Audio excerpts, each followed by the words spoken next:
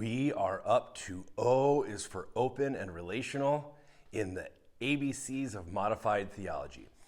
This is one of the most vibrant developments in Christian theology in the past 50 years.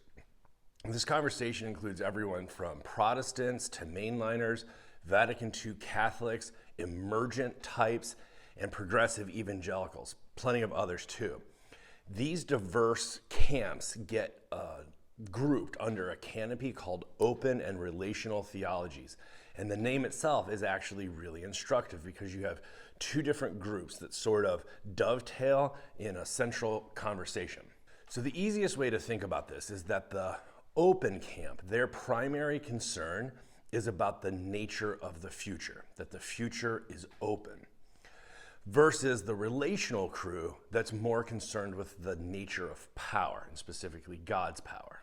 So the open crew often hails from more evangelical camps and they question, what they're doing is they're questioning the common held belief in their circles that the future is determined. They question God's free will, God's intervention, the nature of certainty when interpreting things like biblical prophecy and salvation and world history. The relational crew is more concerned with assumptions about God's power, and thus they question common held beliefs about things like omnipotence and interventionism. This camp looks at world history and says, well, we know how God's activity has been framed and thought of in the past, but is that really how it works in the world? They challenge other famous O words like omnipotent, omniscient, and omnipresent. Both groups have many positive assertions that even though they grow out of a negative critique of established or institutional assumptions regarding God's character and work in the world, but they actually do put forward a positive approach, a constructive approach. And there's a lot of overlap between the two groups, and that's why they often work together as partners. There are, however, three significant differences between the two camps. Open thinkers often come from an evangelical background, and thus they are heavily Bible-focused. They question the nature of the future and of God's power, but they're unwilling to go all the way over to something like process thought or to convert to a completely different metaphysic like we talked about last week.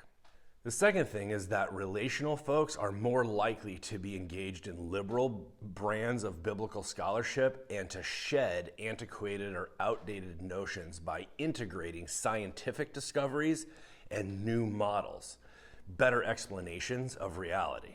The third thing is that open thinkers also hold that God could be coercive and interventionist, but willingly holds back or relinquishes this in love for human free will. Relational thinkers may be more willing to go all the way and say, no, this is just not the nature of God or God's character. It's not that God could if God wanted to. It's just simply not available. It's not the way things work. So I came to open and relational thought actually through emergence and the emergent explanation of science and society that makes far more sense from the top-down explanations of authoritarian or coercive models of God in the world. Emergence thought focuses on the interrelated nature of existence and how higher forms of organization actually emerge from simpler and smaller elements or entities within the organization or ecosystem.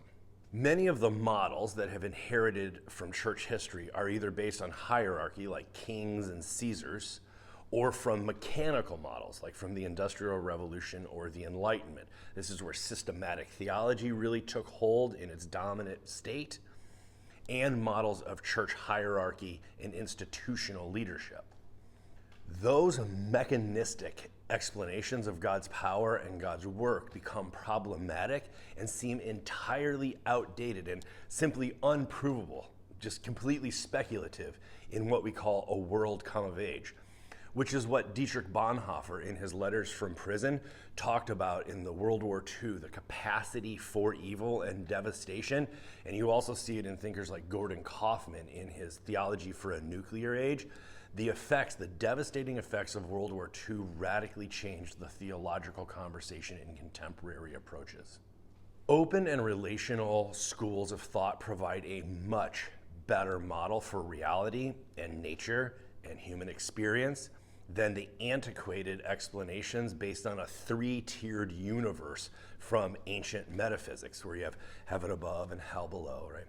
So I've provided a bullet point from my friend of some basic assumptions that we're going to talk about. The first is that God's primary characteristic is love.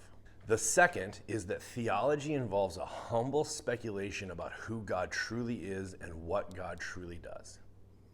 Third, creatures, at least humans, are genuinely free to make choices pertaining to their salvation.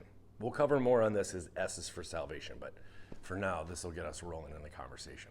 Fourth, God experiences others in some way analogous to how creatures experience others. Fifth, both creatures and God are relational beings, which means that both God and creatures are affected by others in a give and take relationship. Six, God experiences changes, yet God's nature or essence is unchanging. And we'll talk more about that in P is for perichoresis. 7, God created all non-divine things. 8, God takes calculated risks because God is not all-controlling. 9, creatures are called to act in loving ways that please God and make the world a better place. 10, the future is open. It is not predetermined or fully known by God. 11, God's expectations about the future are often partly dependent on creaturely actions. And lastly, although everlasting, God experiences time in a way analogous to how creatures experience time. So that's an introduction to open and relational theology. I will very much look forward to our online conversations about this. Let me know questions, concerns, criticisms that you have, and we will deal with them.